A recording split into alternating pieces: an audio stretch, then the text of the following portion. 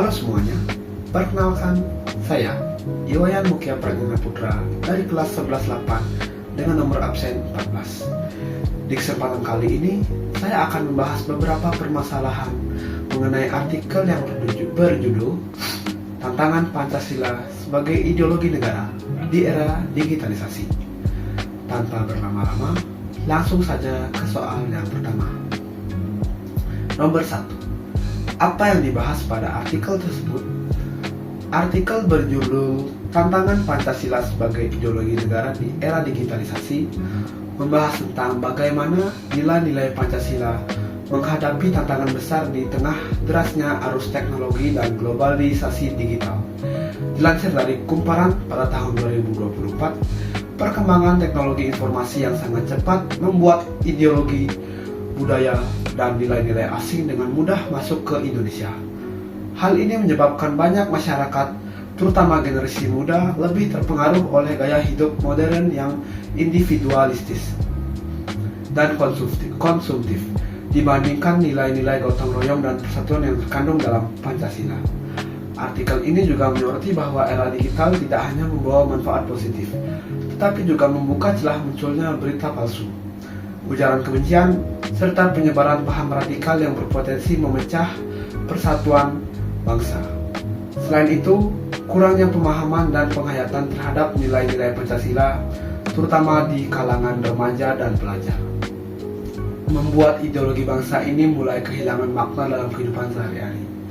Dengan kata lain, artikel ini mengajak pembaca untuk menyadari bahwa Pancasila harus dijaga dan diperkuat, terutama dengan menyesuaikan cara penerapannya di tengah dunia digital yang terus berubah.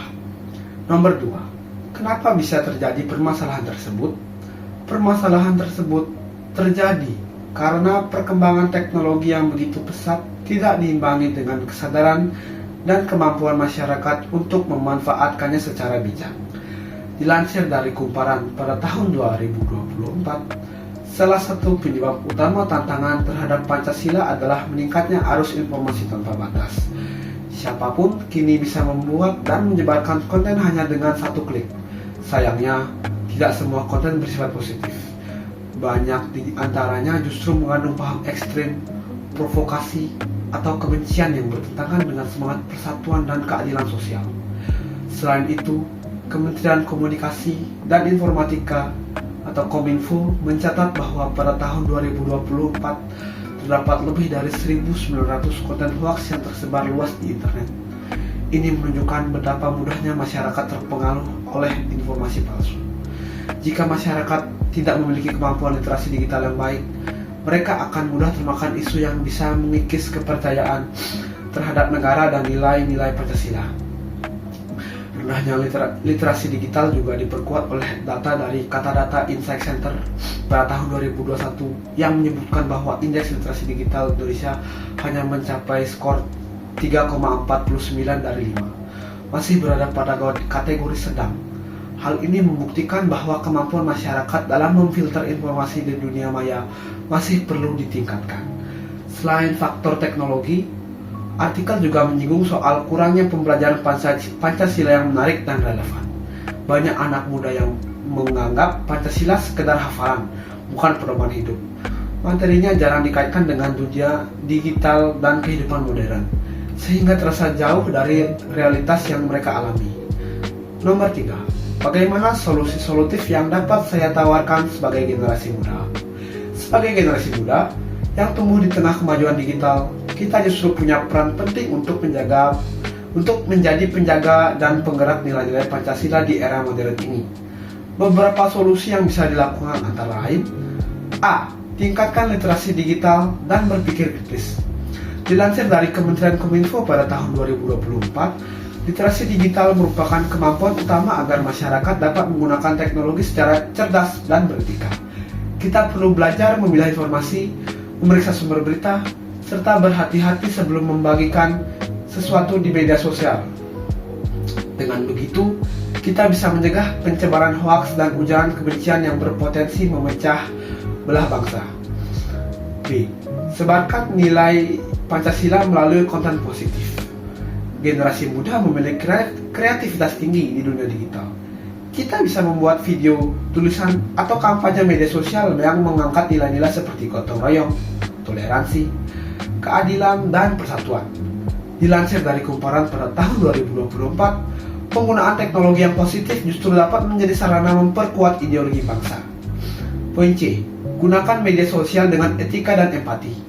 Menjaga sopan santun dan menghargai perbedaan pendapat merupakan wujud nyata dari pengalaman sila kedua dan ketiga Pancasila. Dunia maya seharusnya menjadi tempat menyebarkan semangat persaudaraan, bukan kebencian. Poin D. Aktif dalam kegiatan sosial dan pendidikan kebangsaan. Generasi muda bisa ikut organisasi pemuda, forum literasi digital, atau kegiatan sosial yang menanamkan nilai kebersamaan lainnya. Dengan begitu, nilai Pancasila tidak hanya dihafal, tetapi benar-benar dihidupkan dalam tindakan nyata. Poin yang terakhir yaitu poin E. Dorong sekolah untuk mengemas pendidikan Pancasila lebih menarik, misalnya dengan pendekatan digital, melalui game edukatif, film pendek, atau konten interaktif. Hal ini akan membuat nilai-nilai Pancasila terasa lebih dekat dan relevan bagi remaja zaman sekarang. Dengan langkah-langkah ini, generasi muda tidak hanya menjadi pengguna teknologi, tetapi juga agen perubahan positif yang membantu memperkuat jati diri bangsa di dunia digital. Nomor 4. Apa kesimpulan yang dapat saya tarik dari permasalahan pada artikel tersebut? Dilansir dari Kumparan pada tahun 2024, tantangan terhadap Pancasila di era digital sebenarnya bukan karena ideologinya sudah usang, tetapi karena kurangnya kesadaran masyarakat untuk menerapkannya dalam kehidupan digital. Teknologi itu bukan musuh, tetapi alat.